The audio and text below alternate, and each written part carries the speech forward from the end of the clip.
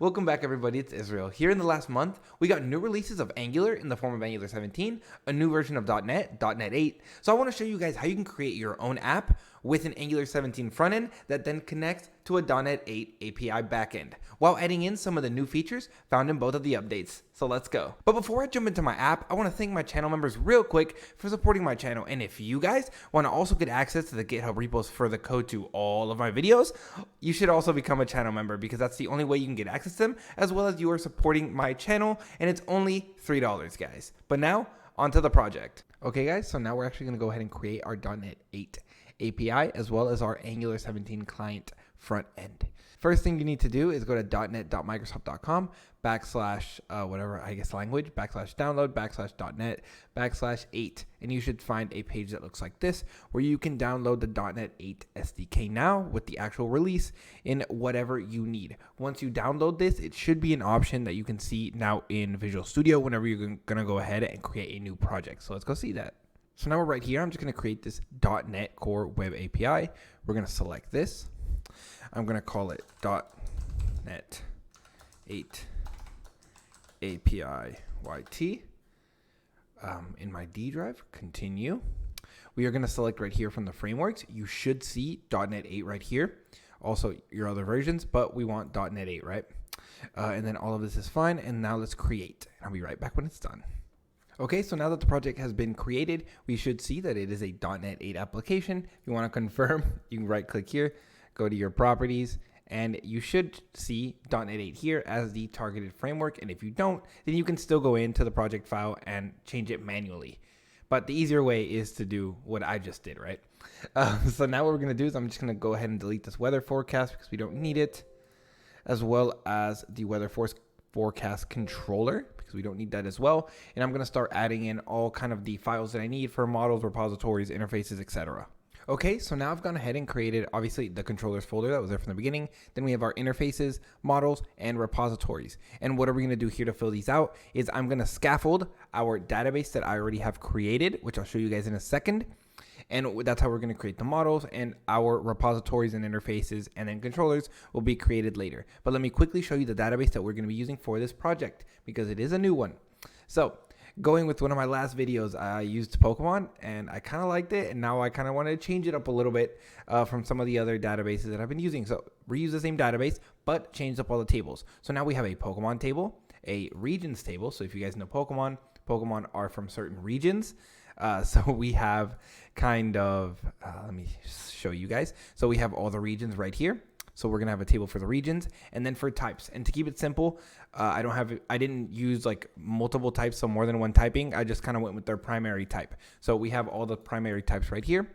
And then I have a table of 6 of my favorite Pokemon. So we have Metagross, Tyranitar, Hawlucha, Charizard, Scrafty, and Electivire. And then we have their foreign keys to those other tables for that information and their Pokedex number, and then just their ID in this table. And that's all we have. So that's the database we're going to be using, and we'll be scaffolding in these models using Entity Framework as well. So now coming back here, I also want to add in kind of the entry point of where we're going to keep our client app. And I'm going to create a folder inside of this project, and that's where we will actually have our Angular 17 app as well. So as you guys can see, I created this Angular 17 folder right here. This is where our front-end application will be, just so we have one nice solution here.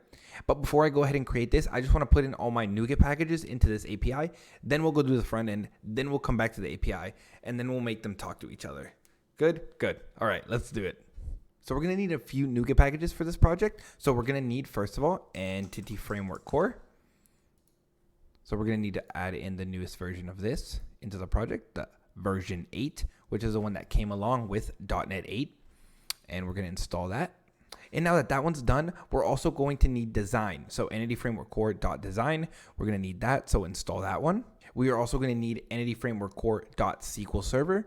So install that one as well. And then finally, we're going to need Entity Framework Core.tools. So install that one. And with that, that is everything that I think we have to install for this API. So now that I have kind of this base set up, we kind of have the little shell. I want to go ahead and focus on the Angular 17 stuff, which I think is where it has the most changes, the more new stuff that I want to focus on for that release. So let's go ahead and do our front end, and then we can come back to the API later in the video. Okay guys, so I've navigated to the Angular 17 client folder right here. So there's a few different ways that you can actually get to, Angular 17. So you can either run ng update at Angular core 17, Angular CLI at 17. You'll see it right here. So you can run this command if you want to. You can also just npm install latest. You can do that one as well. Or you can just do an ng update. So there's a lot of different ways that you can go ahead and just update your application. And you can look at the Angular documentation if you need more examples for how to do it. But in my case, since I'm creating a new Angular project, I'm just going to do an ng new. So I'm going to do an ng new Angular 17 client. And then I'm just going to fill out all the different options that it gives me. Yes, I would want server-side rendering, which this one can also come by default with just a little flag that says SSR. You can make it by default so that it doesn't have to ask you this question. So we want that, and then it's going to create our application, and I'll be right back when it's done. So now that you're in here, you should be able to see that you have your Angular app in here. You should be able to see that you have kind of all your defaults in here, all the default good stuff that comes with your application. So we're going to change all of that in a little bit. But before we do that, I want to make sure that we do not forget to install Angular material to go along with that. So now I'm just going to open the source file for our Angular 17 client app that we have now created. So we're inside of it. And now what I'm going to do is go ahead and add Angular material so that we don't forget to do that. So I'm going to do an ng add Angular material so that we have all the good stuff that I need for UI. Cool. So now that we have Angular material, we're not going to have any weird issues with like buttons not appearing or the styling not being correct. And if you need any other types of updates, check the Angular documentation. I'll try and link everything I've seen and read below so that you guys know how to update your application. And just make sure that when you obviously do like your ng version, that you're getting 17 right here, because then you're on the latest and you are good to go. Okay, so the first thing I'm going to do is actually import my Angular material module that I kind of use everywhere. So I'm going to go ahead and just copy it in here. So we can see that we have this material module. It already has a bunch of the imports that I need, so that since now as well, by default, we're using standalone components. That is the default now for Angular. So we need to be able that we're importing everything that we need to. Since there's no like global app.module anymore, we have to import into our components what we're going to use. So that's what we're using this material module right now. So now I'm going to go ahead and open the app folder right here. And now we're going to generate a new component. So it's going to be ng generate component, and it's going to be main page. This is going to be the main page of our application. Let's create this component. Now we have it right here. And like I said, every component now is a standalone component by default. This is the way Angular is going, and it's going to continue going that way. If you guys remember, I made a really old video about how Angular was pushing for this, and it is now the future. We're now here, guys. So let's continue with everything that we're going to have in our main page component. So what I'm going to do is I'm just going to move the code in, and then I'll try to explain it. So first, I'm just going to import everything we need at the top. And don't be alarmed if you see some squiggly lines, because they're things that I haven't created. So we will create this service in a second. I'm importing my material module, and I will also import that into the imports. So we're going to import these in here to the imports that this component needs. So we have those. This pop-up component I'll create later, and these I will use for the other Angular stuff that I'm going to need in a second. So inside the actual component, we're going to have a list of things coming in. So I'm going to create these. So the Pokemon data, this is actually going to hold the Pokemon data that I'm going to get from our database. So we're going to actually go and get that stuff. Data source, this is going to be the data source that binds to the table I'm about to add. List of sprites, this is just a list of images that we have for all the Pokemon to just show them in the table. And then the displayed columns are the names of the columns that we're going to show in this table that we are going to create in a second. So we're going to have name, picture, type, Pokedex number, region, and then a pop-up that will show us more information on the given Pokemon. So let's move along. We're going to have the constructor to our component. Again, we have the service that we have not gone ahead and created, and we'll do that in a second. We also have a mat dialog that is going to be this pop-up for this one. And then this is where we're binding the data source to the mat table that we're going to create in a second. So moving down this file, on our ng init, we're going to call this get all Pokemon data. This is going to go into the service, and it's actually going to hit our API, which will hit then our database and grab all the Pokemon information that we have in here. And that method is going to be right here that it is hitting getting all Pokemon data. It's going to go to our service that we have not created yet. and get all Pokemon data subscribed. This is the Pokemon data from the API. We're going to set it, and then we're just going to map it to the list of sprites that are these images so that they show up correctly in the table. And we're just adding it in to that list of information and then setting it to the data source.data. And then the last method that I have is this open pop-up. Essentially, when we click on the pop-up column, it's going to show a pop-up and it's going to pass in the information for that Pokemon. And then we're actually going to go to get Pokemon data from the Poke API endpoint and get all the extra information when it comes to moves, their images, like their shiny images and stuff like that. You'll see whenever I get to that point. But that is what this is for. It's showing a Angular material dialog. We're passing in information and settings to it. And then whenever it closes, we just subscribe and then we just say the dialog result was that it closed, right? So now let's go ahead and actually go to the UI, so the HTML file. The HTML file for this page is going to be very simple. Like I mentioned before, it's going to be that Angular material table. So we're just setting the style to light gray. We're setting the data source. We're setting our columns to name, picture, type, Pokedex number, region, and the pop-up. The pop-up, like I said, is going to have a button that when you click it is then going to call that open pop-up, which is this method right here. And that's everything that we have here essentially. And this is where we're just binding the headers to the displayed columns that we're going to be showing. But that's everything in here. Now let's go ahead and create our services and create the pop-up component as well. But right before I do that, I'm actually going to go ahead and just delete all this stuff that I don't need. So now that I've deleted everything in the app.component.html, now let's go ahead and create our service. So I'm going to open our services folder in here and I'm going to do ng generate service. And I'm just going to call it service because I'm lazy. So in our service, we're actually not going to have a lot. We only have those 2 API calls. So what we have is I'm just importing all of this stuff in here for our service. And then we're just going to have a few things actually in here. So what we have is we're going to have the path to our API, which we're going to set in the environment file just in a second.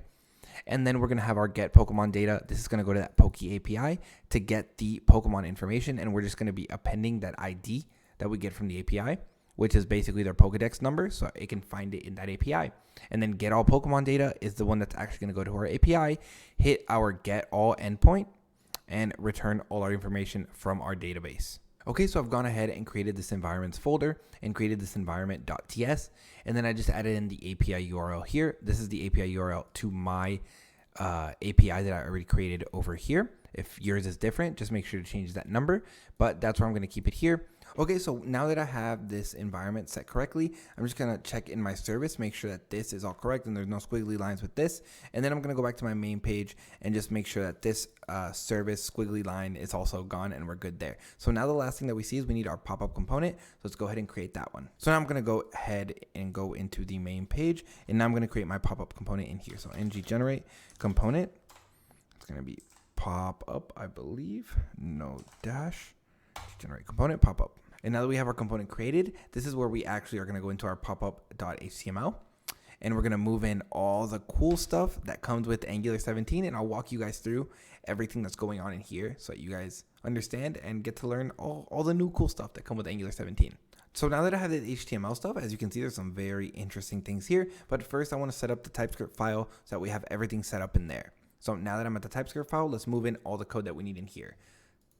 So first, at the top, I need to import some things. So we're going to import these, and then I need to also import them into the component so that the component has everything that it needs. So I'm going to put these in here. We should be good. There might just be some stuff that we need to add. There we go. Now we're going to come back here and go into the component and actually add in all the code that we need here. This should fix itself. Cool. We're good now that we have the inject. So basically, whenever you create a pop-up component, what happens is you basically inject your data in here. You set it in the settings so that when then in here, you're getting the data right here. You can call it whatever you want. You can give it a model. You can say whatever, but then you can actually use this data wherever you want. And then this data is what's being used right here. So then all we're going to have that is then we have this ng on init. We're just basically showing in the console the data so that I can prove that it's being passed through right to the component. And then in here, we basically just have one. This is setting and turning off a flag, basically just for showing off the new conditionals. But now that we have no squiggly lines, no errors anymore, we will not have data because we don't have the API set up. But I want to walk you through the front end code. And this is where basically all the really cool Angular 17 stuff that just looks so much nicer. So as we can see in here, let me save it all. We have this H1 tag, just a header tag showing the name of the Pokemon. But then here we have a display grid. So we're just doing a layout of 3 different columns. So basically from the Poke API, it'll send back all the moves for a Pokemon. So this is how you do a new for loop. So we're just going to do a loop through all the Pokemon moves, all of them. So you're just going to do an @for and then the parentheses, and then you're going to put the list inside of it like you would maybe do in like C#. For those of you that use C#, I hope you use C#. This should look a little bit more familiar, right? Because that's how you write one. You don't have to put an ng4 and it's like inside of a div and it just looks ugly. This is much better. And then you just have the thing you actually want to show here in the HTML. And then if your for loop is empty for some reason and this Pokemon has no moves, you show empty. And there's also different conditionals for all of these for different scenarios that you might want to show. I'm then doing the exact same thing for Pokemon types. And then I have another little section here to show off some of the other statements. So this is how you also do ifs. So if show shiny is true, then we're going to show the back of the shiny Pokemon or the shiny butt. So we will then have a button that will then just turn off show shiny and hide the shiny butt, or else show the shiny butt. And that'll be a button that you click it and then activates this. And then finally, we have the switch cases here. The switch cases, as we all know, is you have something here and then you'll have cases that match it. So either it's true and we're going to show this, or it's false and we either show this. And then you obviously can have a default case as well. And then finally at the bottom, we have something that I also find extremely interesting, and that's the deferring. So essentially that's to lazy load, and automatically whatever you put in here, you can set conditionals for when Angular will actually load it in, right? So this can just improve performance. Like if this is like a very big component, it can be loaded in the background. It can be loaded at certain points, not like when the page initially loads. You have to worry about that. It can be done later. So little things like that are very nice. And the fact that you can state it in here is also very nice.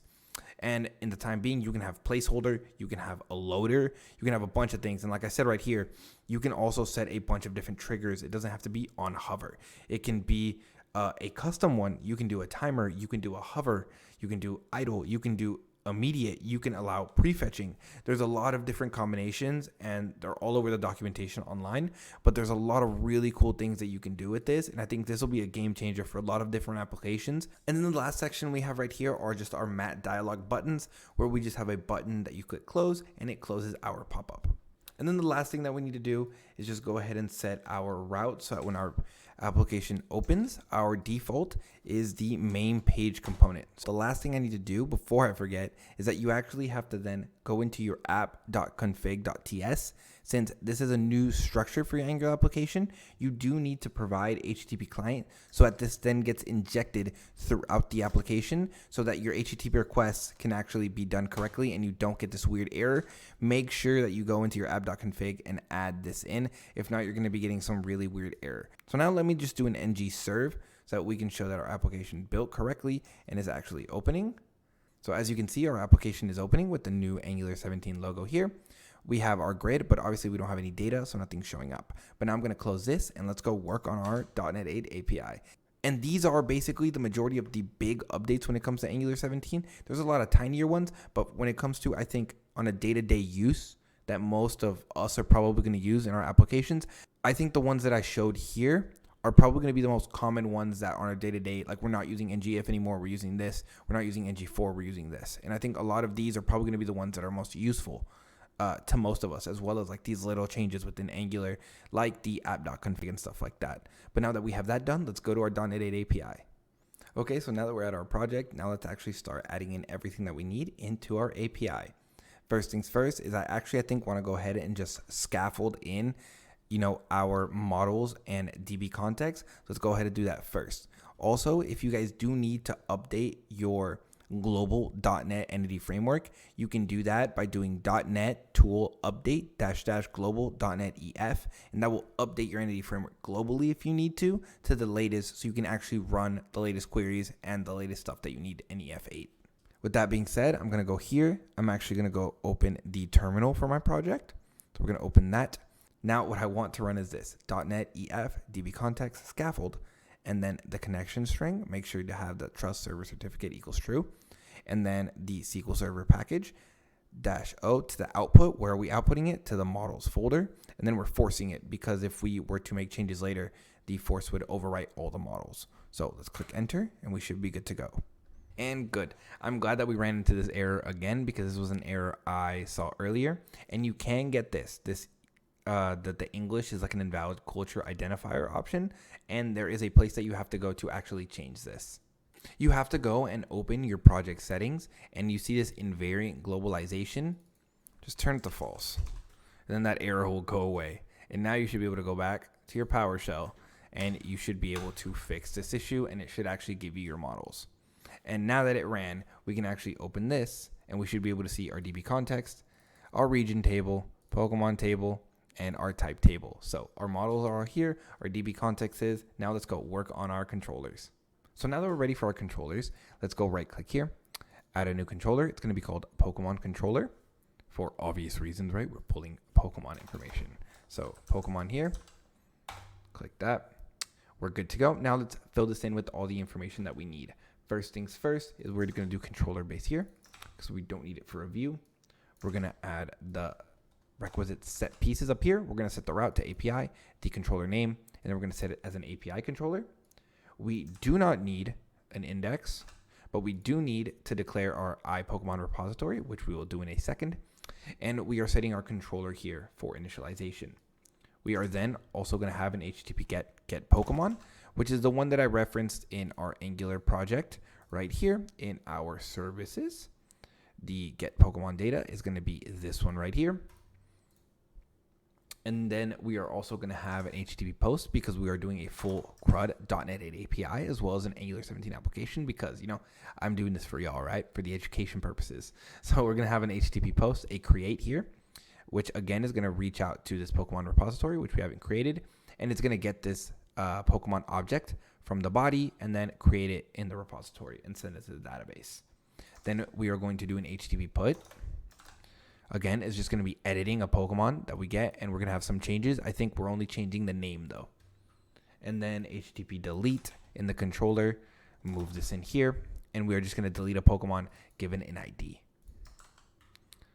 Now that we have this done, let's go ahead and create our interface. So we're going to add our new interface. It's going to be called iPokemon repository. And add that in. And now we're going to add in all the methods that we need for this, which are just going to be the declarations for the methods in the controller. And now we actually need to go ahead and implement these in the repository, which we now need to go ahead and create. So our repository, we're going to do the exact same thing, add new item, and it's going to be called Pokemon repository. And now that we've actually created our interface, I'm going to go ahead and add it into here so that we get rid of this little error. In the Pokemon repository, we are now going to actually use our DB context and actually do all the stuff interacting with the database. So first, we need to bring in that we're using the iPokemon repository. So this is the one, and now we need to actually implement all of these. So first, we're going to need our constructor and to bring in our DB context and initialize it. Scrolling down, our first one's going to be create a Pokemon. So what are we doing here, right? We're getting a Pokemon, we're sending it into our database, adding it to the table, and saving our changes. Very straightforward. And then we return the object. In our delete Pokemon, if you guys remember, those of you that have been with the channel for a while, from my EF7, from my .NET 7 API video, they added in a new way that you could actually do deletes and edits way faster in one line.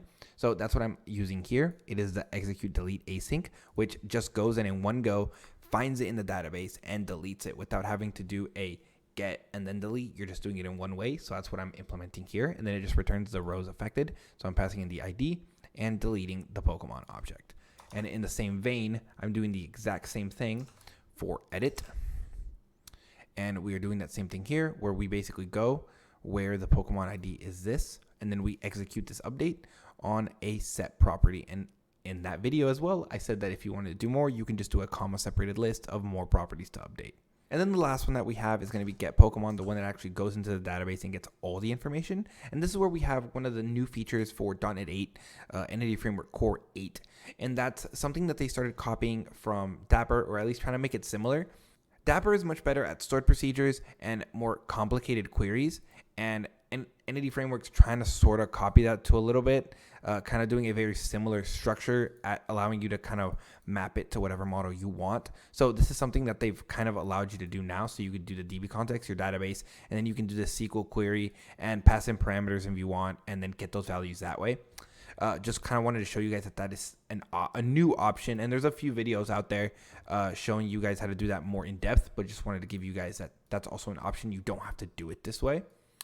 But the other way that you can do it, that is the one that I'm doing here, is I'm just going to query and I'm going to include the region and the type so I can get the full information for all of them, and then I'm going to send it back in a to list. And that is everything that I'm going to have in this repository. And now we have that, but let me set up my program.cs as well with everything that I need and my app settings. So first of all, I'm just going to go to my app settings and add my connection string to my API. So we're going to add that in here. So we're good to go there.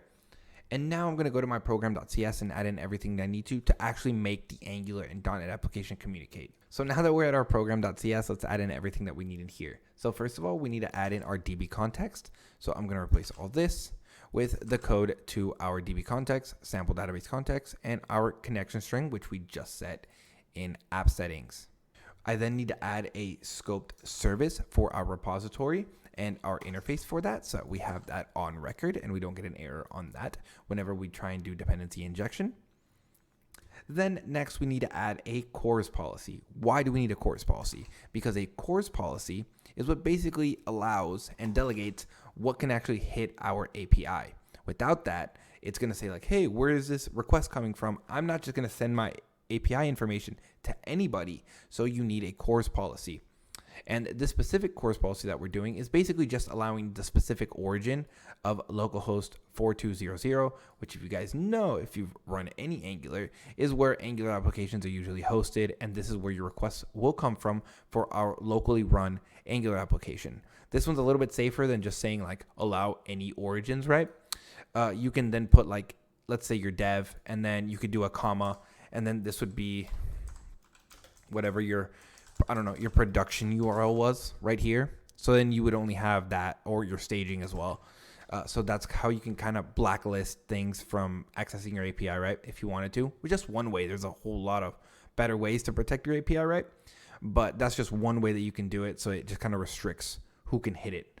But you need this CORS policy. This is probably the most crucial thing that people forget or don't know how to do when it comes to connecting your Angular front end to your .NET API so that they can actually communicate to each other smoothly.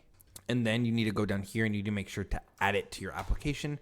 If not, it will throw a CORS error because you didn't set it up properly. But with that, I believe we should have everything that we need to actually get this running. And now I think we should demo. But quickly, if you guys have learned something, whether it's about Angular 17 or .NET 8, and you found this video helpful, please drop a like on this video so I can spread to more developers on YouTube, as well as subscribe to the channel so you don't miss out on all the other amazing content that I have planned for this channel. But now, on to the demo. Okay guys, so the Angular application is running, as well as I hope you guys notice how fast this thing compiles and builds now. Angular is just getting so much faster, same with .NET 8. The performance is just crazy. Like all these other places, they just don't compare, man. They just don't compare. They're so fast now. But as well, my API is running. That's all good to go. And my front end is up and running. So as you guys can see, let me reload it. So again, Angular 17 application. Now we actually are getting data. So these are those images, those sprites. We have all the information for the Pokemon. This stuff is all coming from the API. So it's region and all of that stuff. If we want to see back here, we should be able to see that we're getting its information. So Pokemon data from the API, we'll see that this is what we're getting. And then this is that mapped image that I'm adding to the list. But this is what we're getting, our region, our type, and stuff of that nature. And now we have that pop-up that I talked about. So this pop-up, we are now doing that NG4 on the moves. So let me refresh you what we're doing. So as we can see, we have this NG4. This is for the moves, and this is for the types. So what we're going to do is we're going to go back here. Let me close this so I don't confuse myself. We have all our moves. So this is an NG4. All of this, same here, an NG4. And then this is going to be that NG if, that show shiny button. and it's the back of Metagross. Doesn't really have a butt, but it's just his back. So hide, and then this is the new ngIf. So again, hide and show is going to be this section right here. And then the switch case is show shiny is true, depending on what this is. So that is where this is just right here, show shiny is false. Now it is true. And then this was a hover. So let me do that again. This was the defer, which is basically defer and don't load that image until we hover over it. So that was my example for deferring. So again, we hover, shows. Now we can do that for any of these. Let me do it for Holucha. Again, showing on the move, ng4, ng4, ngIf, and then we hovered over it. And let me show it again. Hover, boom. Now loads in the image. And again, you can do that for big components or more important stuff than just like a small image like this. You can do it for way more important things. And I think it's going to be really cool if you need, like, on a timer, you need to load something. If you need to show once, someone scrolls down to a certain part of the page, load it in. Things like that I think could be really cool. And since I don't have UI for post, put, delete, I'm just going to show you guys the endpoints work, right? To prove to you that the .NET API that I created actually works. So what we're going to go do is try this out, and we're just going to do it in Swagger. So for this instance, we're going to be creating Squirtle. So we're going to Squirtle. Its type is water, so it's 3. If you guys can see from this right here, 3. The region is going to be Kanto, so it's going to be 1. So this is going to be 1 right here. And its number in the Pokedex is 7. So let's go ahead and create him. So as you can see, we were successfully able to create him. If I go back to the database, I can prove to you that the API was actually doing something. We see Squirtle was entered right here. So now we have this ID of 1003. So let me collapse this. Now let's go ahead and edit Squirtle. So let's try it out. Let me again delete all of this stuff that we don't need. And now all we're going to do is change the name of Squirtle to Squirtle Squad, if you guys get the reference. So let me add that one in. I think this other stuff should be good. So let's try out the edit. And we were able to successfully edit. So again, that execute, let me go back there. Go to the repository. So again, the execute update async just grabbed the one property and updated the name. So it did it all in one swoop. And if you guys want to see it again, we can again try and hit that same execute. So let me see. Actually, did I put the breakpoint correctly? I don't think I put the breakpoint. Let me put a breakpoint here so you guys can just see that we're actually hitting this API. So let me just execute this again, and we can see that we're getting the Pokemon object with, again, the same Squirtle Squad in here, and we're updating the name correctly. Go through. So we are hitting the API just like we hit it for create, and we can now see that it is Squirtle Squad for this row down here. So now let's go ahead and actually delete it so that I can finish off showing you guys my CRUD API. Now we get to delete. Let's try it out. Boom, execute, true. We should be able to go back here, refresh, and it is gone. So that is how easy it is to create an Angular 17 .NET 8 application. So I hope you guys learned a little bit more about Angular 17 and all its cool new updates, as well as .NET 8 and how to create a .NET 8 API. And if you guys want to learn more about all of this stuff, click this video right here to learn about every single new update in Angular 17.